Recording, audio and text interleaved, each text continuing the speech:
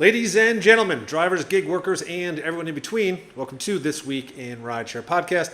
I'm your host, Jared Hoffa. It is Friday, July 11th, and this week, robot deliveries. Waymo arrives in Philly, and teens get accounts. Legal Rideshare breaks it down.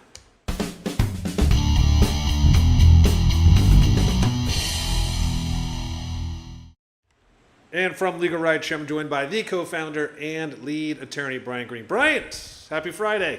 Happy Friday, Jared. Great to be back for yet another edition of This Week in Rideshare. And it's a special day because it's 7-Eleven. Today is the day I think that you can get those unlimitedly huge Slurpees, right? Isn't that today? How am I just being told about this? The day's half over. I could have already had 3 or 4 of them. I know. I didn't even realize it until I gave the intro here. It's 7-Eleven, so happy 7-Eleven day. And for those who know me well, I absolutely love 7-Eleven. I used to eat there like constantly, obviously very unhealthy, but love it. Absolutely love it. Well, hey, you know what? They might be a sponsor someday, so maybe that would be amazing. A little bit here. Yeah. Yeah, if you're tracking 7-Eleven, please sponsor the show. We would absolutely love it. So that being said, that we are going to jump into, actually our first story is about food, and robots are here and they are delivering your food. And this is from the New York Post. And they add, quote, Uber has partnered with AV Ride to bring autonomous robots to the streets. These delivery robots are about the size of a carry-on suitcase and can move along sidewalks at speeds of up to 5 miles per hour. Each robot actually carries up to 55 pounds of food or drinks, including large pizza orders and bottles. They can apparently recognize traffic lights and navigate crowded sidewalks with ease. These robots work around the clock, rain or shine. So right now, Uber Eats delivery robots are live in multiple cities. In Austin, Texas was the first to launch the sidewalk robot program, and Dallas is next. I know this has been around for a while. I thought this was kind of a good refresher to bring up about the robot deliveries. And actually, for the first time ever in the wild, I saw delivery robots, I think just yesterday, in Chicago, in Lincoln Park. They weren't the Uber Eats robots, but it was Coco. And interesting to see in person. Like, you see these videos. I think, Brian, you've seen them before. But fascinating to me. I think 2 things shocked me the most is, one, people just already seem to adjust to them, even though they look pretty crazy. And number 2, the thing looked like it was about to fall apart at any moment. Just like bashing its way through the bumpy roads, but man, it just flew through. It's crazy. It's interesting. They're kind of cute, actually. They're yeah, that's the point. Walking around out there. But I think that the biggest takeaway here is not that these things exist. We've known that this is coming. We've heard about them being tested out in other markets. It's that jobs are really being replaced here. So for the longest time, most of our attention goes to driverless vehicles. We've been talking about rideshare and how the Waymos and things of that nature are going to replace rideshare drivers. Well, delivery is going much faster because they don't need to be on the roads. They don't have to have the same safety features. The testing is not as difficult. The technology is actually much simpler. So what we're seeing by having these delivery droids out there is that, people, they can start at a restaurant, they can go from one restaurant to another, pick up delivery orders, go to people's front doors and make that delivery in really the same way that a delivery driver could. So I got to think that in a very short period of time, as these things get more tested, as they become more plentiful, just in terms of the amount of the devices that are being made and put out there, I think delivery work is going to go away really quickly. There's always going to be some market for having a person drop off food. Like, I can imagine that, sometimes people living in apartment buildings who, where there's stairs, they might want that food to come up by a person, unless the technology gets to the point where a robot can do that. But the vast majority of deliveries, from restaurant to curb, there's really no reason why the robots can't do that. And I got to think that we're going to be seeing a lot more of it really quickly. Yeah, totally agree. And one thing I actually noticed, because again, this is the first time I actually saw it in person and not just videos or examples online, but There is actually an interesting, I would say almost potential accident portion of this in the way that these delivery robots respond, which is interesting because it's the complete reverse of what we've heard with how robotaxis and cybercabs respond. On the robotaxi side, you hear a lot of they ignore signals and they're blowing through cones and they're not sure what to do. But when I saw I saw two within 10 minutes. I saw two different robots that were doing delivery. Both of them were very, I don't know any other way to describe it, skittish. And so, traffic is all about flow. And with human drivers, they know like waiting and merging and people walking the sidewalk. But the robot would fly and jerk, stop, and kept doing this. And I can see that being a problem for drivers who aren't used to these things, slamming the brakes, being like, what is this thing doing, and getting hit from behind. And I also noticed, because I was on my bike at the time, the robot was on the sidewalk and did the same thing.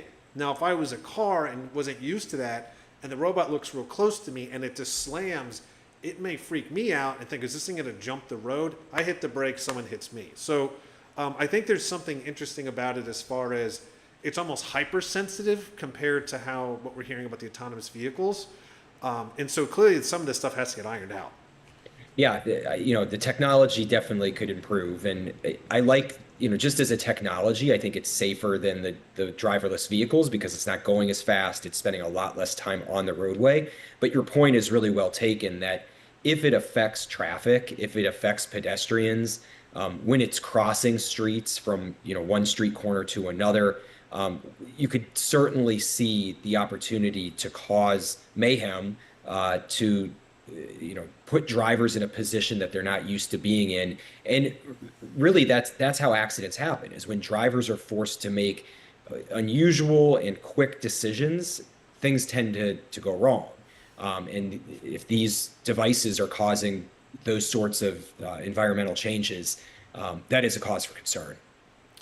Yeah, absolutely. So, again, like you said, I think it's one of the first big pushes to try to replace gig workers, and it seems to be working. But yeah, this stuff is always evolving, and safety is always our concern, and we'll see. And I'd love to hear from drivers or people who've seen these or ordered from them, your thoughts on it. I think it's important to hear what viewers have to say, because it may be a very different experience than what we have. So, moving on, we are talking about yet again Waymo, and they are heading to Philly. And this is from Yahoo Finance.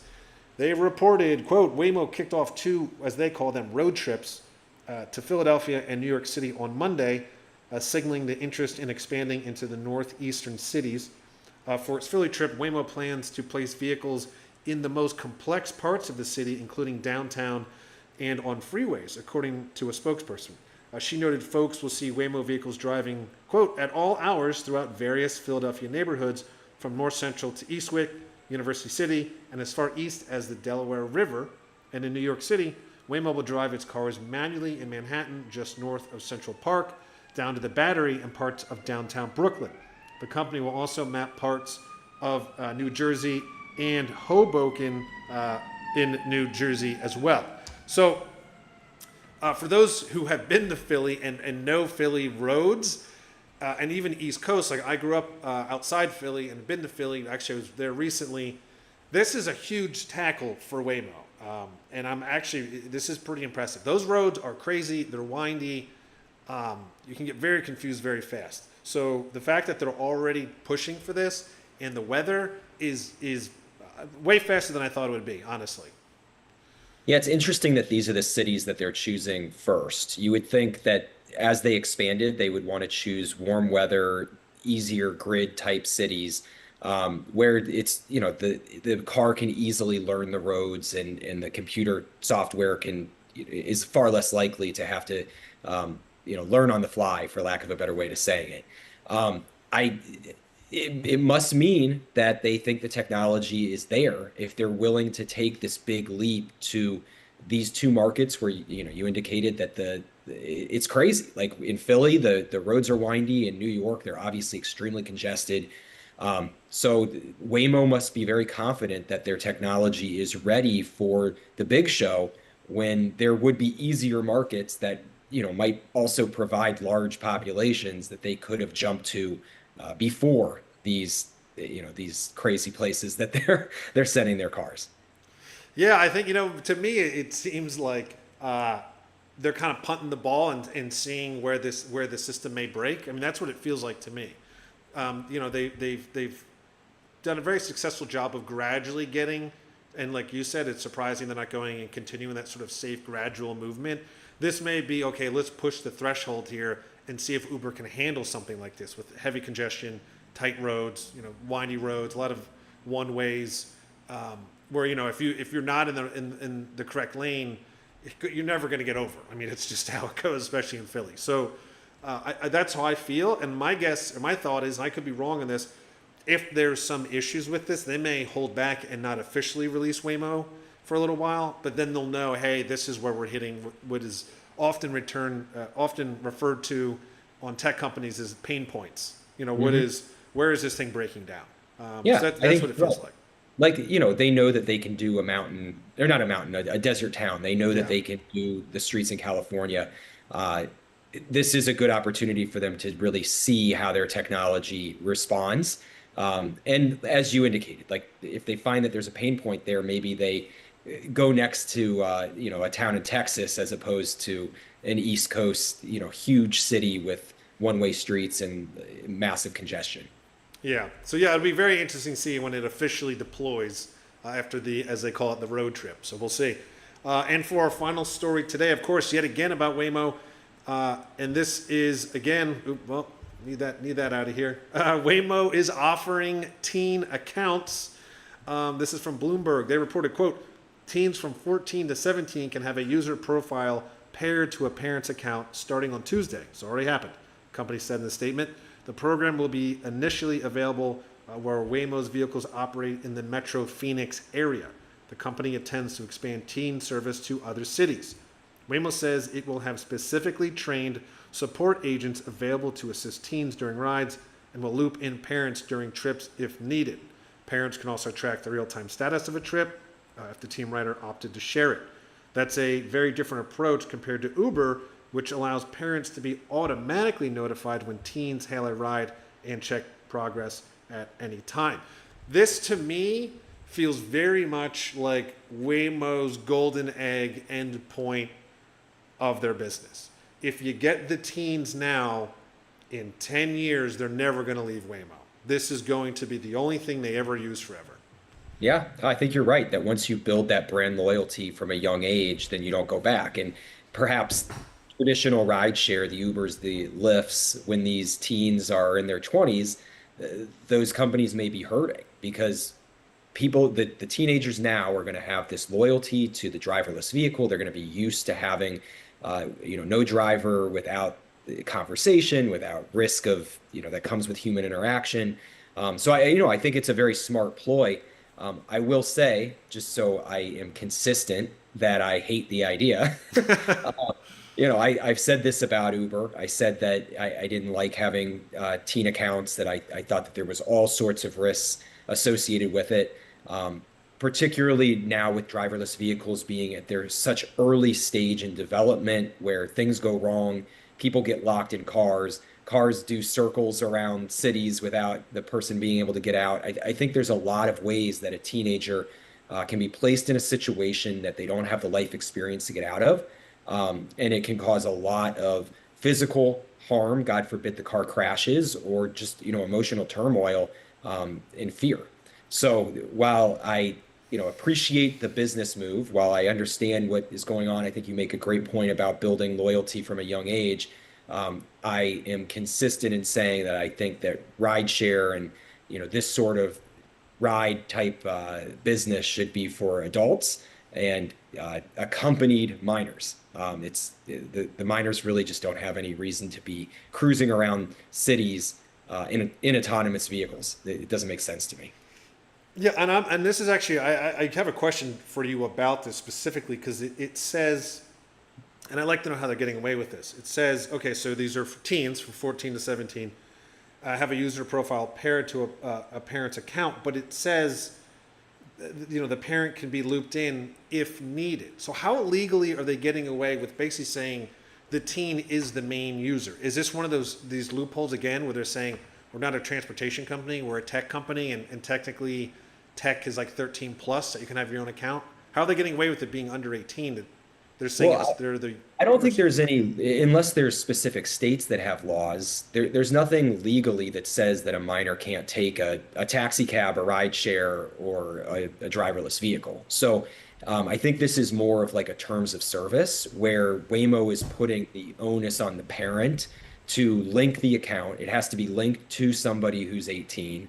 And then that parent can decide, am I going to allow my child to do this? And how much access do I need? It says that the parent can be notified if needed. So I think it's more just a parental decision.